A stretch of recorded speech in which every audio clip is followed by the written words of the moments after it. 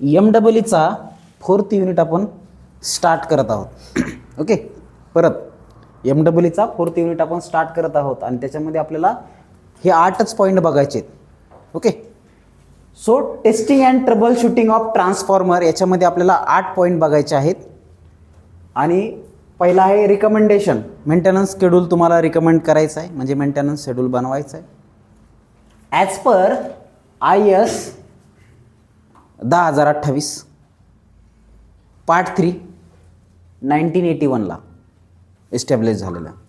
त्याचा maintenance schedule बनवायचा आहे. ओके, जसं आपण induction motor, single phase, 3 phase induction motor आणि सिंक्रोनस मोटरचा बनवला, त्याच पद्धतीने तुम्हाला मेंटेनन्स शेड्यूल बनायचा आहे. त्याच्यानंतर नेक्स्ट काय आहे, routine test, type test, supplementary test, वेगवेगळ्या टेस्टिंग बघायच्यात आपल्याला ट्रान्सफॉर्मरचं. ओके, जसं आपण इंडक्शन मोटरच्या आणि रोटेटिंग मशीनच्या टेस्टिंग बघितल्या सगळ्या, त्याच पद्धतीने टेस्टिंग बघायच्या आणि त्याचं नॉमेनक्लेचर बघायचं. ओके, त्याचे टर्मिनल्स कसे असतात, त्याचे सिक्वेन्स कसा असतो, त्या टर्मिनलला प्रायमरीला सेकंडरीला आपण कसं नाव देतो कोणत्या याला, तर हे ॲज पर IS 2026 1981 याच्यानुसार बघायचे. त्याच्यानंतर measurement of voltage ratio, voltage ratio measure करण्याचे वेगवेगळ्या टेक्निक, त्याच्यामध्ये रेशोमीटर, स्टँडर्ड ट्रान्सफॉर्मर वापरून रेशोमीटर चेकआउट करायचा आहे. त्याच्यानंतर टर्न टेस्टिंग मेथडसुद्धा आपल्याला बघायची आहे. ओके, त्याच्यानंतर ह्या वेगळ्या टेस्ट बघायच्यात, polarity test, phase out test, back to back test. त्याच्यानंतर ट्रबल शूटिंग चार्ट, आता हे मेंटेनन्स शेड्यूल झालं तसंच ट्रबल शूटिंग चार्टसुद्धा बघायचा आहे, जसं आपण रोटेटिंग मशीनचा बघितला. त्याच्यानंतर फाउंडेशन आणि त्याच्या requirement of foundation for static machine फाउंडेशनमध्ये, आणि कोणकोणते फॅक्टर आहेत त्याच्यावर फाउंडेशन डिपेंड करतं हे आपल्याला बघायचं. So this is a part of syllabus. Okay, सिलेबसचं पार्ट आहे, एवढा पार्ट बघणार आहेत आपण. सगळ्यात मोठा टॉपिक आहे मेंटेनन्सचा, जवळपास 18 मार्क तर कंपल्सरी, म्हणजे कमीत कमी 18 मार्काला विचारणार आहे. जास्तीत जास्त किती विचारू शकतात? 20 नाही, 18 आहे. 20चं आहे का? बरं, 20 मार्काचं जर हे असेल तर 1.5 पटपेक्षा जास्त पकडायचं कधी पण. ओके, म्हणजे 30+ मार्क एका टॉपिकवर कवर होतात, एकाच टॉपिकवर.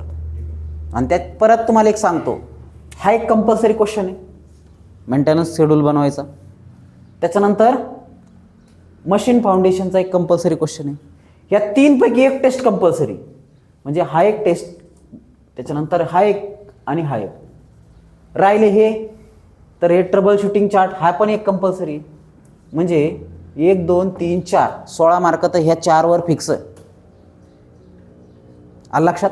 मग राहिलेले याच्यामध्ये काय विचारतील, रूटिंग टेस्ट विचारतील, नॉमेनक्लेचर विचारतील, किंवा व्होल्टेज रेशो वगैरे याच्यावर एखादा क्वेश्चन असेल 1-2. आणि कधी कधी एखाद्या एक्झामिनरला वाटलं तर बॅक टू बॅक टेस्ट पण देईल, पोलॅरिटी टेस्ट पण विचारेल. आलं लक्षात? कोणाला जर वाटलं तर याच्यावरच 2 विचारेल, सिंगल फेज ट्रान्सफॉर्मर आणि 3 फेज ट्रान्सफॉर्मरचा मेंटेनन्स शेड्यूल काढा म्हणून. 4 मार्काला, 6 मार्काला अशा पद्धतीचे क्वेश्चन असतात. मोस्टली हे 2 क्वेश्चन, कोणते, ट्रबल शूटिंग चार्ट आणि मेंटेनन्स शेड्यूल, हे 6 मार्काला असते. ओके, तर बघा हा सिलेबस आहे. तर याच्यामध्ये आपल्याला काही पार्ट्स बघायचे आहेत. आता सगळ्यात पहिले ऑब्जेक्टिव्ह ऑफ टेस्टिंग, पहिल्या टॉपिकमध्ये शिकले. काय टेस्टिंगचं ऑब्जेक्टिव्ह?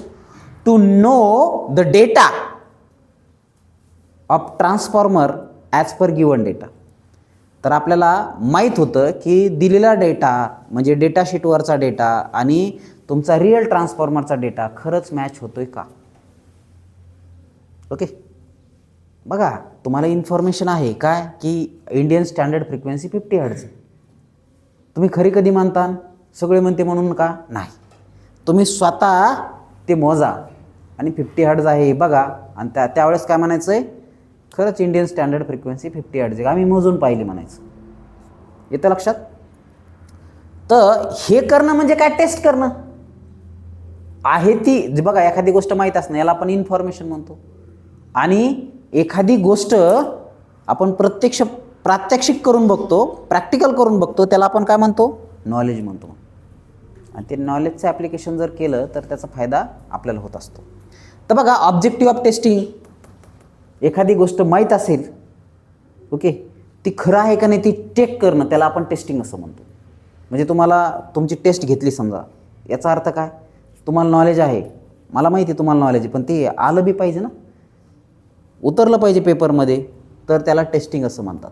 ओके, इन्फॉर्मेशनला चेकआउट करणं whether it is okay or not. त्याच्यानंतर ट्रान्सफॉर्मरचे टेस्टिंग. आता ट्रान्सफॉर्मर घेतलं ते ट्रान्सफॉर्मर स्टेप अप हे स्टेप डाऊन हे त्याचं कोर टाईप हे शेल टाईप हे त्याच्यानंतर त्याचं आयसोलेशन कसं आहे इन्सुलेशन कसं आहे. आयसोलेशन ट्रान्सफॉर्मर करा स्टेप अप स्टेप डाऊन आहे तर हे चेकआउट करणं हे टेस्टिंगने आपण टेस्ट करून बघत असतो ओके आहे का नाही. तर आता टेस्टिंग ऑफ ट्रान्सफॉर्मरमध्ये वेगवेगळ्या टेस्ट आपण बघणार आहेत. त्याच्यामध्ये रुटीन टेस्ट टाईप टेस्ट हे सगळं बघणार आहेत आपण डिटेल. ओके तर प्रायमरी पार्ट तुमचा झालेला आहे. त्याच्यानंतर नीड ऑफ टेस्टिंग. का बरं गरजेचं आहे रे testing. Why testing is required in transformer. Transformer is a backbone of power system. Transformer शिवाय पॉवर सिस्टीम काहीच नाही आहे.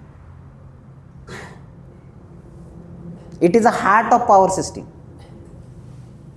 येतं लक्षात. म्हणजे शरीरामध्ये एवढ्या रक्तवाहिन्या असतात एवढ्या धमन्या असतात पण हृदयाचं काम सोपं आहे का नाही. हृदय काय करतंय ट्रान्सफर करतंय ऑक्सिजन घेतंय कार्बन डायऑक्साईड सोडतंय आणि या प्रोसेसमध्ये रक्त काय करतंय ऑक्सिजनयुक्त हवा शरीराच्या प्रत्येक पार्टला पोहोचवतंय आणि कार्बन डायऑक्साईडयुक्त रक्त जे आहे हे परत हृदयामध्ये येतं परत ऑक्सिजनयुक्त रक्त पूर्ण शरीरामध्ये पोहोचवतं. तर हृदयाचं काम काय पंपिंग आहे. तसं ट्रान्सफॉर्मरचं काम पण काय आहे फक्त स्टेप अप किंवा स्टेप डाऊन करणं. तो पॉवर इकडून घेतो आणि तिकडं देतो बस एवढंच काम आहे. परंतु लय महत्त्वाचं आहे इथं लक्षात. म्हणून ट्रान्सफॉर्मर हा अतिशय महत्त्वाचा पार्ट असल्यामुळे त्याचं टेस्टिंग करणं त्याचं कॉन्झर्वेशन करणं त्याची इन्फॉर्मेशन घेणं आणि त्याच्यावर गरज पडल्यास मेंटेनन्ससुद्धा करणं कंटिन्युटी ऑफ सप्लायसाठी गरजेचं आहे. म्हणून ट्रान्सफॉर्मरची टेस्टिंग करणं गरजेचं आहे. बघा if proper maintenance is not follow the working of transformer will be disturb and minor और major fault may be occur in it. आणि त्याच्यामुळे ते डॅमेज होईल छोटे मोठे फॉल्ट झाल्यामुळं. तर ते होऊ नये म्हणून आपण काय करत असतो टेस्टिंग करत असतो आणि टेस्टिंग करून परत मग काय करतो आपण त्याचं मेंटेनन्स करतो आणि सिस्टीमला प्रॉपर ठेवण्याचं काम करतो. तर आता कोणकोणते फॅक्टर आहेत जे ट्रान्सफॉर्मरच्या लाईफवर अफेक्ट करतात. So factor affecting life of transformer. तर पहिला फॅक्टर आहे मॉइश्चर कंटेंट. ट्रान्सफॉर्मर ऑइल पाहिलं का तुम्ही सगळ्यांनी कोणी कोणी पाहिलं रे सगळ्यांनी तुमच्या लॅबमध्ये ट्रान्सफॉर्मर ऑइल पाहिलं असेल तुम्ही. तर ह्या ऑइलची डायलेक्ट्रिक स्ट्रेंथ असते. जर समजा ट्रान्सफॉर्मरला खूप मॉइश्चर झालं किंवा त्या ऑइलमध्ये काय गेलं मॉइश्चर कंटेंट गेले काय होईल रे त्याची डायलेक्ट्रिक स्ट्रेंथ कमी होईल आणि डायलेक्ट्रिक स्ट्रेंथ कमी झाली की ट्रान्सफॉर्मर उडून जातं. उडून जातं म्हणजे फुटतं ब्लास्ट होतो ओके जळून जातो ट्रान्सफॉर्मर. त्याची डायलेक्ट्रिक स्ट्रेंथ सगळ्यात महत्त्वाची आहे त्यासाठी मॉइश्चर कंटेंट चेकआउट करणं गरजेचं आहे. तर इम्प्युरिटीज त्याच्यात ॲड झाल्या मॉइश्चर कंटेंट ॲड झालं तर त्याची लाईफ काय होईल कमी होईल. त्याच्यानंतर सॉलिड इम्प्युरिटीज त्याच्यात कचरा गेला डस्ट गेला. तुम्ही म्हणाल सर ते सगळं कॉम्पॅक्ट असतं आणि त्याच्यात कुठं जाईल ब्रिदर एक्सप्लोजिव्ह वेंट किंवा अजून कोणत्या ठिकाणं तुमचा बकलॉज रिले जिथं जिथं त्याला संधी भेटल किंवा 2 वेळेस खोललं 3 वेळेस खोललं अशा वेळेस काही सॉलिड इम्प्युरिटीज गेली म्हणजे एखाद्या कॅन्डिडेटचं ऑपरेशन करायला गेलो आणि ती कैचीच आतमध्ये राहिली अशा पद्धतीचं.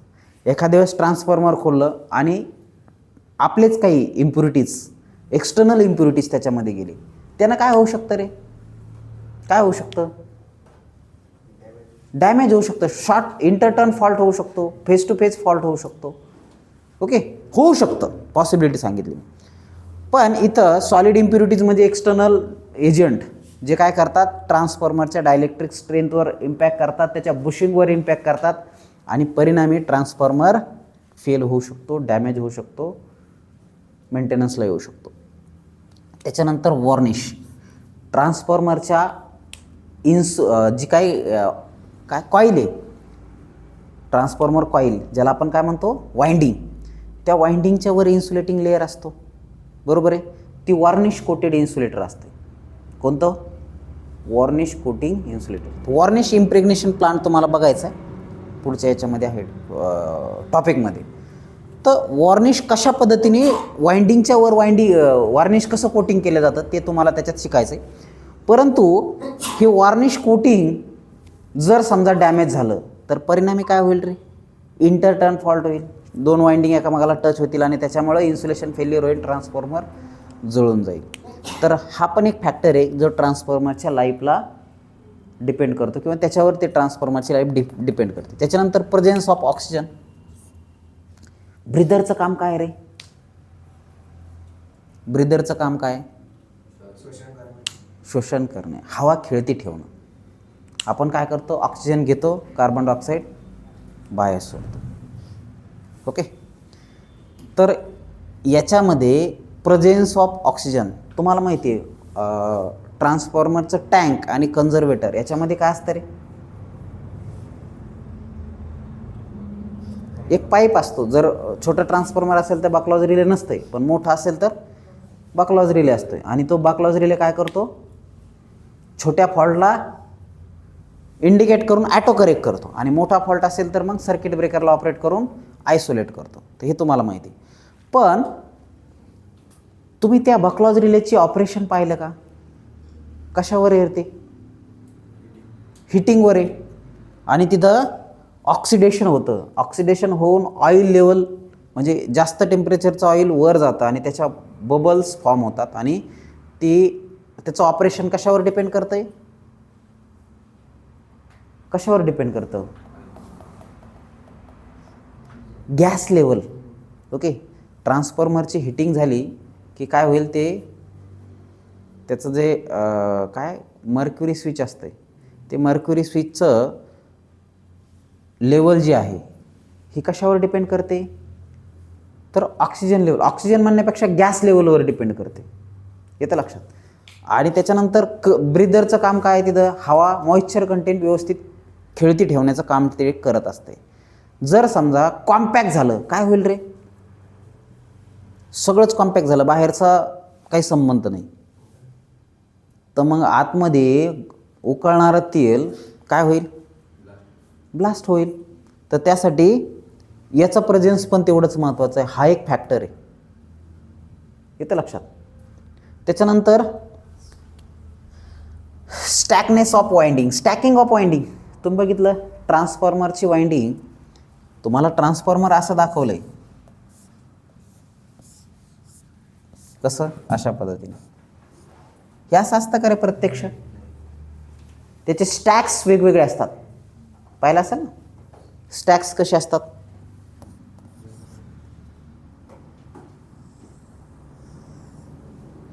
हे झालं एक याचे स्टॅक. त्याच्यानंतर अशा पद्धतीचे स्टॅक्स असतात.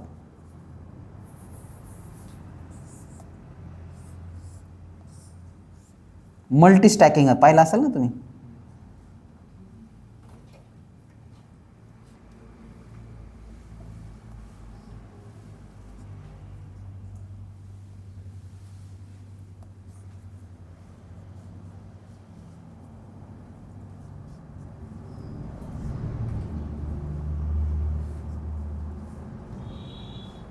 किंवा अजून त्याच्या परत स्टॅक्स असतात का, तर एरिया काय करायचा आहे, तिथं मॅक्सिमम एरिया कव्हर करायचा आहे. ओके, असे स्टॅक्स असतात, E shape, U shape, L shape, C shape, D shape, असे जे मॅग्नेटचे स्टॅक्स असतात. पाहिलं असाल तुम्ही, डायरेक्ट सॉलिड कोअर नसतं तिथं, काय असतं त्याला आतमध्ये स्टॅक्स असतात. तर त्या स्टॅक्ससुद्धा डिपेंड करतात ट्रान्सफॉर्मर किती दिवस चालणार आहे. जर स्टॅकची क्वालिटी खराब असेल, CRGO मटेरियल नसेल आणि जर त्याची थिकनेस जर समजा जाड असेल, ओके, तर ते ट्रान्सफॉर्मर लवकर खराब होते. ओके, त्याच्यामुळे ते जेवढं थिन असेल तेवढं बेटर आहे. त्याच्यानंतर टेम्परेचर, ऑपरेटिंग टेम्परेचर, ट्रान्सफॉर्मरचं टेम्परेचर वाढत चाललं तर ट्रान्सफॉर्मरची लाईफ कमी कमी होत चालेल. गरम होणारं ट्रान्सफॉर्मर लवकर खराब होतं. ओके, का, कारण त्याचं वाइंडिंग, इन्सुलेशन, ट्रान्सफॉर्मर ऑइल, ह्या सगळ्यांची लाईफ कशावर डिपेंड करते रे, टेम्परेचरवर डिपेंड करते. सो हे 6 फॅक्टर आहेत, ह्या 6 फॅक्टरवर ट्रान्सफॉर्मरची लाईफ डिपेंड करते. येते लक्षात, कोणाकोणाला समजलं आहे. सो राईट डाऊन, लिहून घ्या पटकन 2 मिनटं.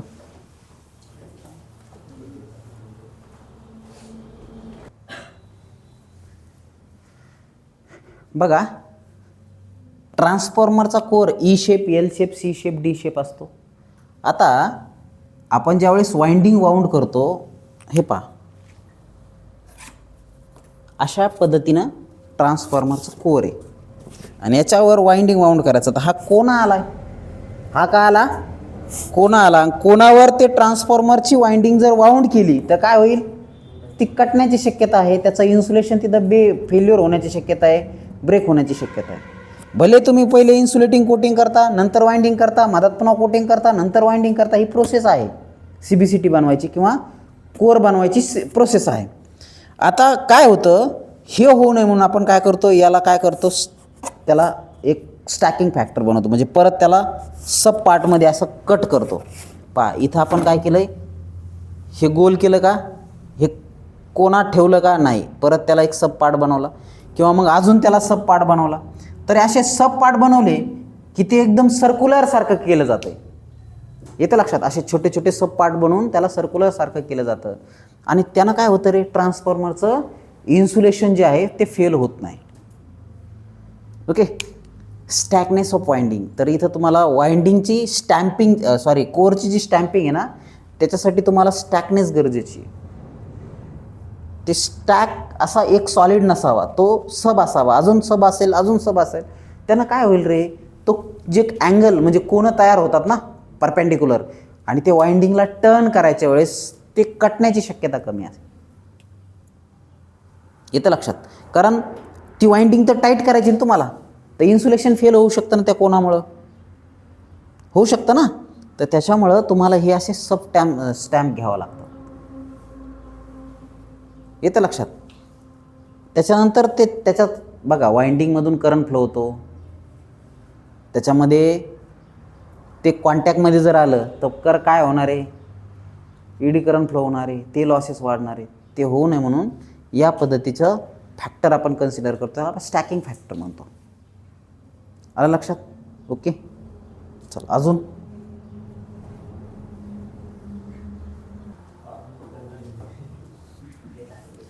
Maintenance schedule for transformer of capacity less than 1000 kVA. हा काय आहे, मेंटेनन्स शेड्यूल आहे कशाचा, 1000 kVA पेक्षा लहान ट्रान्सफॉर्मरचा. 1000 kVA पेक्षा लहान ट्रान्सफॉर्मर जो आहे त्याचं काय आहे, मेंटेनन्स शेड्यूल आहे. ओके.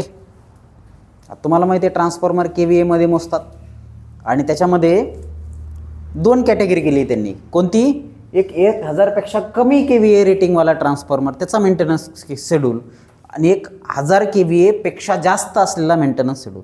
परीक्षेमध्ये असं काय विचारणार नाही की फक्त काय म्हणतील ते मेंटेनन्स शेड्यूल फॉर ट्रान्सफॉर्मर. मग हे मेंटेनन्स शेड्यूल तुम्ही कोणत्या याच्यासाठी पण काढू शकतात. जर त्यांनी मेन्शन केलं की 1000 kVA पेक्षा कमी रेटिंगवाल्याचा मेंटेनन्स शेड्यूल बनवा, तर मग हा बनवा. आणि जर मेन्शन नसेल ना, हे नो प्रॉब्लेम, डायरेक्ट बनवून टाका, हात बनवला तरी चालेल, काहीच फरक नाही त्याच्यामध्ये. याच्यामध्ये काही स्पेसिफिक पॅरामीटर आपले वाढतात, बस, दुसरं काही नाही.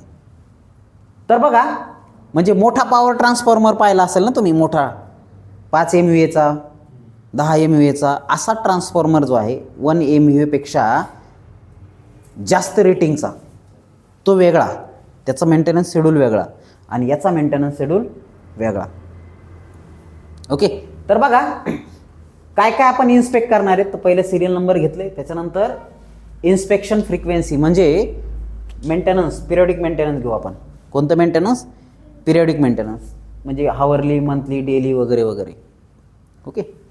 त्याच्यानंतर inspection notes, inspection note,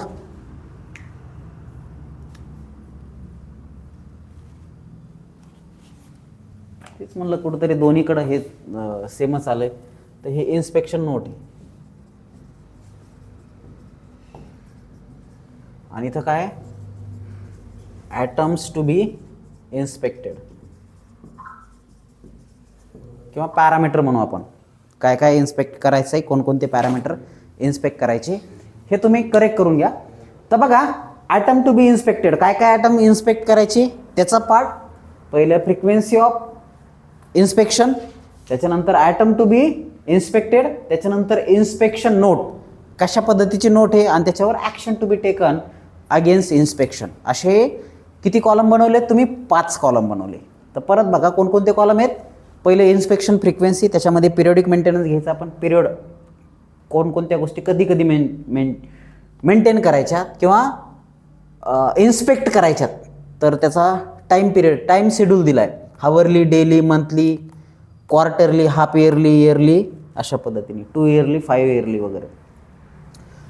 inspect item, काय काय इन्स्पेक्ट करणार? लोड, करंट, व्होल्टेज वगैरे वगैरे हे इन्स्पेक्ट करणार. त्याच्यानंतर त्याचे नोट काय आहेत की बाबा इथं काय ओव्हरलोड झाला, कमी लोड झाला वगैरे वगैरे ते चेकआउट करणार आणि त्याच्यावर काय ॲक्शन घेतले जाणार, या पद्धतीचा शेड्यूल ह्या मेंटेनन्स शेड्यूलमध्ये असतो. ओके, मग हा लेस दॅन 1 MVA किंवा 1000 kVA पेक्षा खालच्या, त्याच्यानंतर 1000 kVA पेक्षा वरच्या, असे 2 पार्ट बनवलेत. तर बघा हावरली काय मेंटेन केलं जातं? प्रत्येक घंट्याला लोड, लोड म्हणजे in terms of current measure केला जातो. ओके, आणि व्होल्टेज लेवल मेजर केले जाते. समजा तो जर जास्त आला तर काय केलं जातं रे? टॅप चेंजिंग केली जाते. तर हे 1 MVA पेक्षा कमीला काही ॲक्शन वगैरे घेतली जात नाही, पण 1 MVA पेक्षा जास्त जर असेल तर तुम्हाला लोड जास्त झाला, लोड कमी झाला, त्याची टॅप बदला वगैरे वगैरे, अशा पद्धतीचा पार्ट येऊ शकतो. ओके, पण याच्यामध्ये हावरलीसाठी लोड म्हणजे करंट आणि व्होल्टेज याच्या काय केलं जातं? इन्स्पेक्शन केलं जातं. त्याच्यानंतर डेली, प्रत्येक दिवशी डिहायड्रेटिंग ब्रीदर चेक केलं जातं. काय केलं जातं? ब्रीदर माहिती आहे ना तुम्हाला? ब्रीदर चेक केलं जातं. मग त्याच्यामध्ये काय चेक केलं जातं? Check that air passes are clear. Air जे पास होतं ना कन्झर्वेटिव्ह टँकमध्ये ते क्लिअर आहे का नाही. Check colour of action agent, ते त्याच्यामध्ये जे सिलिका जेल आहे त्याचा कलर चेकआउट केला जातो. If silica gel is pink, जर सिलिका जेल पिंक झालं तर त्याला बदलावं लागेल. ओके, किंवा ते पिंक व्हायला लागलं तर बघा पूर्ण पिंक एकदमात होत नाही, ते हळूहळू पिंक होत चालतं. याचा अर्थ काय? त्याच्यामध्ये कंटॅमिनेटेड वाढत चाललेत, इम्प्युरिटीज ॲड होत चालली आणि ते धोकादायक आहे. पूर्ण पिंक झालं तर त्याला रिप्लेस करा, ती ॲक्शन आहे. समजलं काही? त्याच्यानंतर दुसरे मंथली, डेली झाला तर मंथली काय चेक करायचं आहे? ऑइल लेवल इन ट्रान्सफॉर्मरचं ऑइल लेवल चेक करायचं आहे, ऑइल लेवल प्रॉपर आहे का नाही. त्याच्यामध्ये तुम्ही बघितलं असेल मोठ्या ट्रान्सफॉर्मरला अशी लेवल असते, त्याला वर इंडिकेशनसुद्धा असते. ओके, तर चेक ट्रान्सफॉर्मर लेवल, ट्रान्सफॉर्मरची ऑइल लेवल चेक करायची. आणि if low, top up with dry oil. जर कमी असेल तर त्याला ऑइल इन्सर्ट करा आणि कमी असेल तर एक्झामिन करा की बाबा कुठं लीक होतं आहे का, ऑइल कमी होण्याचे कारणं काय असतील, तर हे चेकआउट करा. आणि जर नसेल, लीक वगैरे नाही आहे, प्रॉपर आहे, तर मग त्याच्यात ऑइल इन्सर्ट करा. तर हे मंथली तुम्हाला करायचं, प्रत्येक महिन्याला ऑइल लेवल चेक करायचं. प्रत्येक महिन्याला कमी होईल का? नाही, पण काही 2-4 महिन्यांनी जर कमी झालं तर ते चेक करून त्याच्यावर ॲक्शन घ्या. त्याच्यानंतर नेक्स्ट आहे क्वार्टरली म्हणजे काय? 4 महिन्याचा अवधी, नाही 3 महिन्याचाच अवधी, 3 महिन्याचाच बरोबर. 4 पार्ट बनवले जातात वर्षाचे, 3 महिन्याचा अवधी. तर त्याच्यामध्ये आपण काय चेक करतो? बुशिंग चेक करतो. बुशिंग माहिती आहे? ट्रान्सफॉर्मरचे जे इनपुट फीड करतात किंवा आउटपुट घेतो आपण, तर त्या बुशिंग चेकआउट केल्या जातात. त्याच्यामध्ये काही क्रॅक आहेत का, त्याच्यामध्ये डस्ट जमा झाले का, त्याला क्लीन करणं, हे सगळं काम याच्यामध्ये होतं. तर याच्यावर ॲक्शन काय? क्लीन करायची. जर क्रॅक वगैरे असेल तर रिप्लेस करायची. समजलं? याच्यात काय अवघड आहे का? नाही. त्याच्यानंतर हाफ इयरली, 6 महिन्यांनी काय चेक करायचं आहे? नॉन कन्झर्वेटर ट्रान्सफॉर्मर,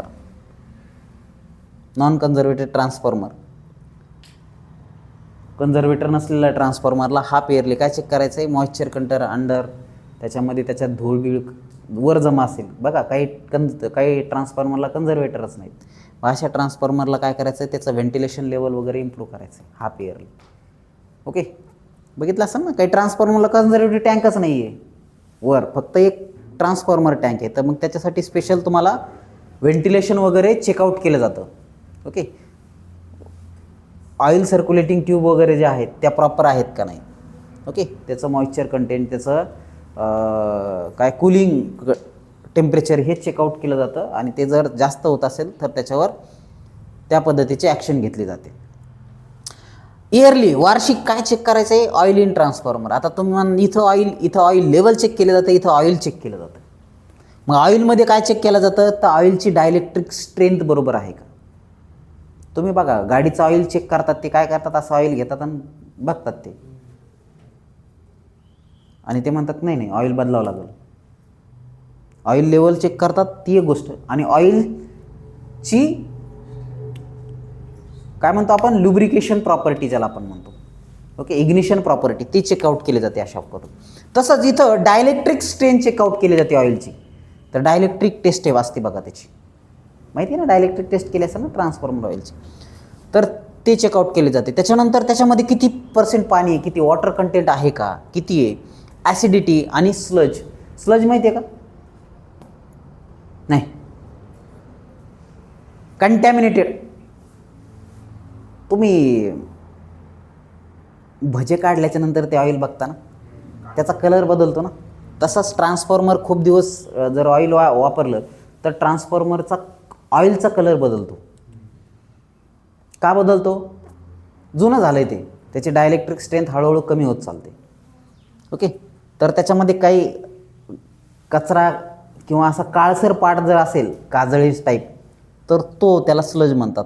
तर sludge content, acidity, water content हे चेकआउट केले जातात आणि त्याची डायलेक्ट्रिक स्ट्रेंथसुद्धा चेकआउट केली जाते. आणि ती जर प्रॉपर नसेल तर ते ऑइल रिप्लेस करावं लागतं. बघा, the taking suitable action to restore quality of soil नाही आहे, ऑइल आहे. ऑइलची क्वालिटी चेकआउट करण्यासाठी ह्या टेस्ट चेकआउट केल्या जातात, आणि जर ते नसेल तर मग ऑइलच बदलून टाकायचं. येतं लक्षात, प्रत्येक वर्षाला ऑइल चेक करायचे आणि बदलायची गरज असेल तरच बदलायचं आहे, नसेल गरज तर बदलू नका.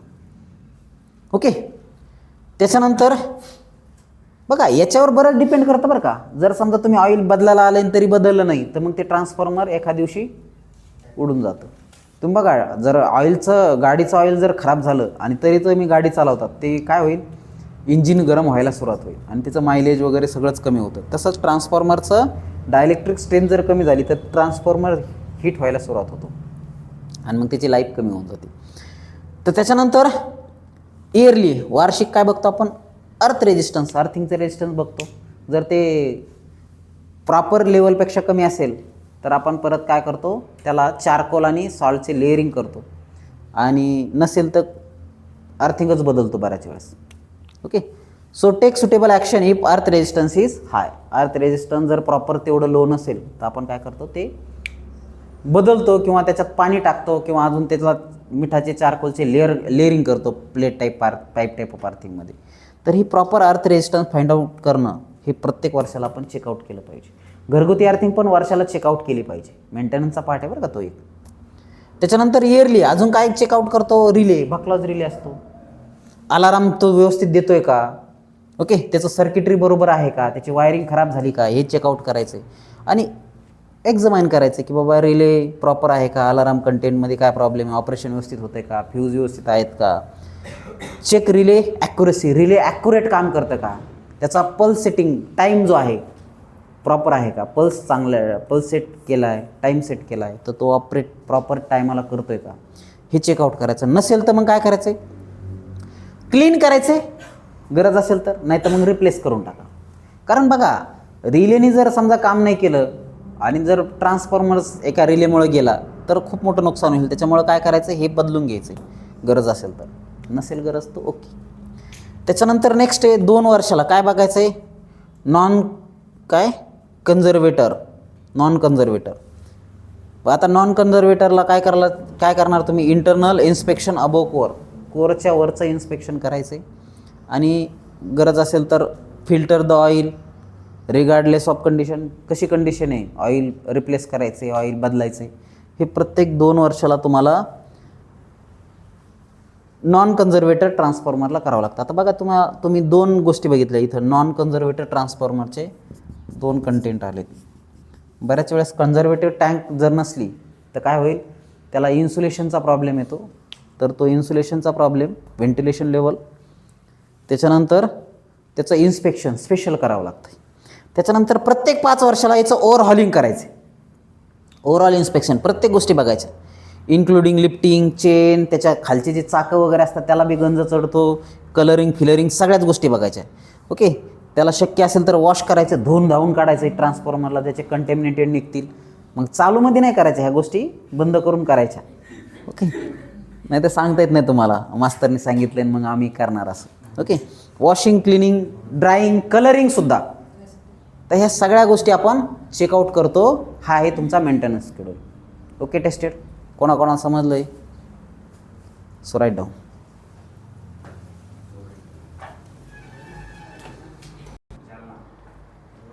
Testing of transformer. Okay, so तुम्हाला माहिती आहे 4 टाईपच्या टेस्टिंग असतात. लक्ष द्या, 4 टाईपच्या टेस्टिंग आहे. पहिली रूटिंग टेस्ट, दुसरी टाईप टेस्ट, तिसरी स्पेशल टेस्ट आणि चौथी supplementary test. So these are the 4 types of test. Okay, तर त्यातली पहिली आपण बघू रूटिंग टेस्ट. रूटिंग म्हणजे काय रे, अशी टेस्ट जी सवयीनी केली जाते. जसं आपण रूटिंगने काही गोष्टी करतो त्या पद्धतीची कंपल्सरी टेस्ट आहे. ओके, प्रत्येक ट्रान्सफॉर्मरवर कंपल्सरी केलेली जी टेस्ट आहे त्याला आपण रूटिंग टेस्ट असं म्हणतो. येतं लक्षात? आता याच्यामध्ये 7 टेस्ट आहेत ज्या आपण रूटिंगनी किंवा कंपल्सरी करतो. पहिली टेस्ट कोणती रे? Measurement of DC resistance. जसं आपण 3 फेजमध्ये बघितलं त्याच पद्धतीनं मेजरमेंट ऑफ DC रेजिस्टन्स ही तुमची पहिली टेस्ट आहे. त्याच्यानंतर मेजरमेंट ऑफ व्होल्टेज रेशो, याच्यामध्ये प्रायमरी टू सेकंडरी किंवा सेकंडरी टू प्रायमरी अशा पद्धतीने व्होल्टेज लेवल चेकआउट केले जाते. तर याच्यामध्ये परत टर्न टेस्टिंग आहे. टर्न टेस्टिंगचे परत 3 टाईपचं मेजरमेंट तुमच्या या सिलेबसमध्ये आहे. तर त्यातलं कोणकोणतं? By ratiometer, by standard transformer आणि बाय तिसरं काय? By turn testing method. अशा 3 टाईपने तुम्हाला व्होल्टेज रेशो चेकआउट केला जातो. And check the voltage vector relation. तर पोलॅरिटी टेस्ट आणि फेज आउट टेस्ट यामध्ये मोडणार आहेत मेजरमेंट ऑफ व्होल्टेज रेशो टेस्टमध्ये. त्याच्यानंतर नेक्स्ट आहे measurement of impedance voltage, short circuit impedance and load losses. तर हे पण रूटिंगचा पार्ट आहे, कंपल्सरी करावं लागते. काय काय? व्होल्टेज, शॉर्ट सर्किट इम्पिडन्स आणि लोड टेस्ट ही पण कंपल्सरी करावं लागते. त्याच्यानंतर तिसरं आहे measurement of no load losses. No load losses आपल्याला चेकआउट करायचे, म्हणजे मॅग्नेटायझिंग करंट आणि कोअर कंपोनंट ऑफ करंट हे चेकआउट करून तुम्हाला बाकी पॅरामीटर फाइंड आउट करता येतात. हे रूटिंगचा पार्ट आहे. त्याच्यानंतर मेजरमेंट ऑफ इन्सुलेशन रेजिस्टन्स, वाइंडिंगचं इन्सुलेशन, कोअरचं इन्सुलेशन, सर्क्युलेटिंग ऑइलचं इन्सुलेशन. तर हे इन्सुलेशन रेजिस्टन्स चेकआउट करणं हे पण रूटिंगचा पार्ट आहे. त्याच्यानंतर डायलेक्ट्रिक टेस्ट, ट्रान्सफॉर्मरची डायलेक्ट्रिक टेस्ट केली जाते, डायलेक्ट्रिक स्ट्रेंथ चेकआउट केली जाते, त्याला टेस्टला आपण डायलेक्ट्रिक टेस्ट असं म्हणतो. तर तुमच्या याच्यामध्ये डायलेक्ट्रिक टेस्ट आहे ना, मागच्या सेमिस्टरला शिकले ना तुम्ही ट्रान्सफॉर्मरची डायलेक्ट्रिक टेस्ट. ओके, त्याचा एखादा आपण व्हिडिओ बनवू, dielectric test of transformer oil. त्याच्यानंतर test on no load tap changer, load नसताना टॅप चेंज करून बघणं. तर ह्या सगळ्या गोष्टी कशाच्या आहेत? रूटिंग टेस्टचा पार्ट आहे. ओके, हा रूटिंगचा पार्ट आहे. त्याच्यानंतर नेक्स्ट आहे टाईप टेस्ट. याच्यामध्ये टेम्परेचर राईज टेस्ट बघतो आपण. ओके, टेम्परेचर किती राईज होतं वगैरे, कोणत्या टाईपचा ट्रान्सफॉर्मर आहे त्याच्यामध्ये टेम्परेचर किती राईज होतं ते आपल्याला बघायचं. त्याच्यानंतर impulse withstand taste. Impulse withstand टेस्टमध्ये आपण हाय व्होल्टेज देतो पर्टिक्युलर टायमामध्ये. तेवढा टाईम जर ट्रान्सफॉर्मर टिकलं तर ते ओके, ते शेतकऱ्याला किंवा रिसिविंग कंपनीला दिलं जातं, अदरवाईज दिलं जात नाही. त्याला इम्पल्स विथस्टँड टेस्ट म्हणतात. म्हणजे ट्रान्सफॉर्मर समजा 11 kVचं आहे व्होल्टेज लेवल आणि त्याला डायरेक्ट किती दिला जातं आहे, समजा 28 kVचा सप्लाय दिला जातो 15 सेकंदासाठी, आणि ते जर ट्रान्सफॉर्मर टिकलं तरच पुढं पाठवलं जातं. हाय व्होल्टेज टेस्ट म्हणून आपण याला. तर हे इम्पल्स विथस्टँड टेस्ट. विथस्टँड म्हणजे ट्रान्सफॉर्मर टिकतंय का, त्याची वाइंडिंग विथस्टँड राहते का, टिकते का, हे चेकआउट करणं म्हणजे इम्पल्स विथस्टँड टेस्ट. ओके. त्याच्यानंतर नेक्स्ट आहे स्पेशल टेस्ट. स्पेशल टेस्टमध्ये आपण डायलेक्ट्रिक टेस्ट घेतो. आता तुम्ही म्हणा सर डायलेक्ट्रिक टेस्ट तर इथं पण आहे. ठीक आहे. स्पेशल टेस्ट म्हणजे इथं काय करत असतो आपण, त्या ट्रान्सफॉर्मरची स्पेशालिटी चेकआउट करत असतो. ओके. त्याच्यानंतर measurement of zero sequence impedance of 3 phase transformer. आता पॉझिटिव्ह सिक्वेन्स, निगेटिव्ह सिक्वेन्स आणि झिरो सिक्वेन्स इम्पिडन्स माहीत असेल तुम्हाला. तर यातलं झिरो सिक्वेन्स इम्पिडन्स आपण चेकआउट करतो. सिक्वेन्स कसा आहे, पॉझिटिव्ह आहे का निगेटिव्ह आहे का झिरो आहे, तर ते चेकआउट केलं जातं इथं. ओके. त्याच्यानंतर measurement of harmonic of no load current. No load करंटला, करंट नसताना त्याच्यामध्ये काय हार्मोनिक कंटेंट येतात ते चेकआउट करणं हे स्पेशल टेस्टचं पार्ट. ओके. स्पेशल टेस्टचा पार्ट येतो. त्याच्यानंतर measurement of acoustic noise level. Transformer आवाज देतं पहा, जवळ ट्रान्सफॉर्मरचे गेल्याच्या नंतर आवाज येतो, ते चेकआउट करणं स्पेशल टेस्टचा पार्ट आहे. ओके. आणि सप्लिमेंटरी टेस्ट, याच्या व्यतिरिक्त पण काही टेस्ट आहेत. तर त्याच्यामध्ये बॅक टू बॅक टेस्ट. याच्यामध्ये पहिल्या ट्रान्सफॉर्मरचं आउटपुट हे दुसऱ्या ट्रान्सफॉर्मरच्या परत इनपुटला लावलं जातं, आणि पहिल्या ट्रान्सफॉर्मरचं आउटपुट दुसऱ्याच्या इनपुटला, आणि दुसऱ्याचं आउटपुट परत पहिल्याला लावलं जातं. हा एक ट्रान्सफॉर्मर आहे, हा एक ट्रान्सफॉर्मर आहे. याचा आउटपुट याला आणि याचा output back to the transformer input. या टाईपच्या टेस्टला बॅक टू बॅक टेस्ट म्हणतात. त्याच्यानंतर इफिशियन्सी टेस्ट. ट्रान्सफॉर्मरची इफिशियन्सी किती आहे, त्याच्यात ऑल डे इफिशियन्सी कशी आहे, तर हे चेकआउट करणं हे सप्लिमेंटरी टेस्टचे पार्ट्स आहेत. Okay.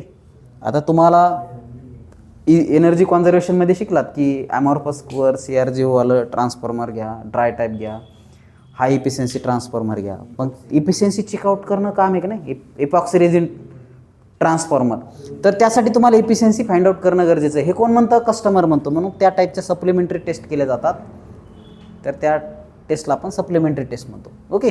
So these are the types of testing. Okay. तर 1 बाय 1 आपल्याला ह्या सगळ्या टेस्ट डिटेल बघायच्यात. इथपर्यंत समजलं? सो राईट डाऊन, लिहून घ्या.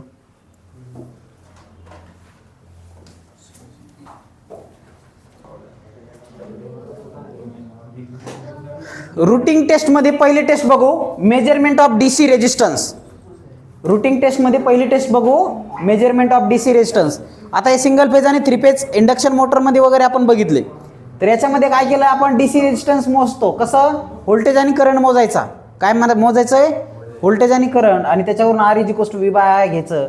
त्याच्यावरून आपण मेजर करू शकतो रेजिस्टन्स. त्याला आपण डायरेक्ट DC रेजिस्टन्स टेस्ट असं म्हणतो. ओके. मग इनिशियल टेम्परेचर आणि फायनल टेम्परेचरचं रिलेशनसुद्धा तुम्हाला बनवता येईल याच्यावरून. ओके. इनिशियल टेम्परेचर आणि फायनल टेम्परेचर, आणि ह्या टेम्परेचरवरून काय डिसाईड होईल रे, रेजिस्टन्स कळेल ना. वाइंडिंगचं रेजिस्टन्स, इनिशियल टेम्परेचर, फायनल टेम्परेचरवरून ते रेजिस्टन्स तुम्हाला डिसाईड करता येईल. याच्यावरून तुमचं ट्रान्सफॉर्मर किती हिट होतं आहे वगैरे ह्या सगळ्या गोष्टीसाठी मदत होईल.